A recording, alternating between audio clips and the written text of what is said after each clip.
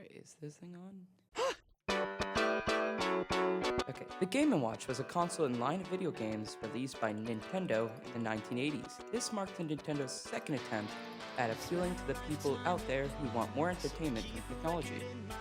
The Game & Watch was very unique as it was handheld. This meant you could play these games on the go, which was unreal for its time. It had games based on the well-known series of Donkey Kong, The Legend of Zelda, and Super Mario. The creator of the Game & Watch was Gunpei Yokoi. I have no idea if I said that right. A game designer for Nintendo who also created the Game Boy and Virtual Boy.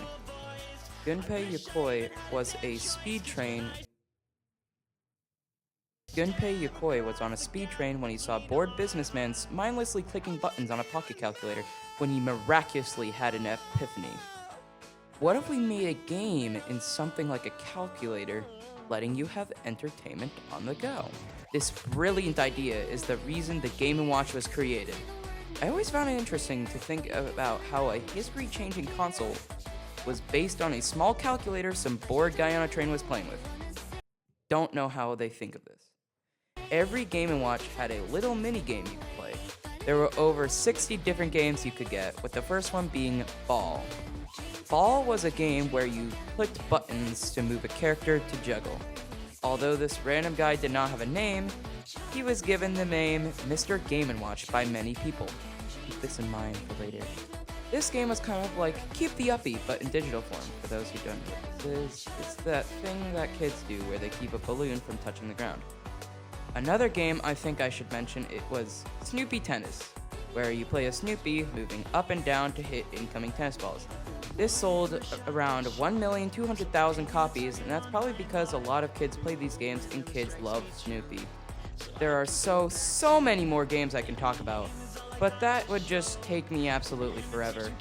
Something that I should bring to your attention was its limitations. The Game & Watch's biggest limitation, especially compared to later consoles, was that every single Game & Watch was one game. Yep, just a singular game. It was inspired by a calculator, after all, a small device made for a singular purpose.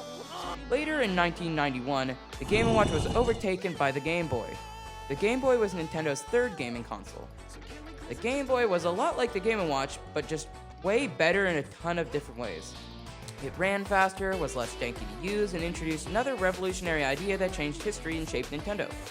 The Game Boy lets you put cartridges of games into the system to play something different than one game all the time until you bought an entirely new console. It was like having multiple Game & Watches all in one, which inevitably caused the Game & Watch to die out. However, this was not the end of our little lad's story. Remember how I mentioned people calling this guy Mr. Game & Watch?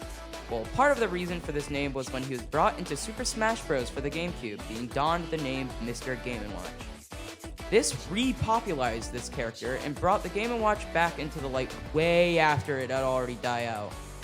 Now, Nintendo's newest handheld console, Nintendo Switch, has a cool feature where if you hand them even more money than you already have, you can play a lot of old games from Nintendo's older systems. This includes the games found on the Game & Watch series. Thus concludes the birth, death, and revival of the cartoony character Mr. Game & Watch in his many different jobs. Seriously, this guy is a chef, a scuba diver, a judge. Like, how much more money does this poor man need? 45 years and still no retirement. I think I love you just a little!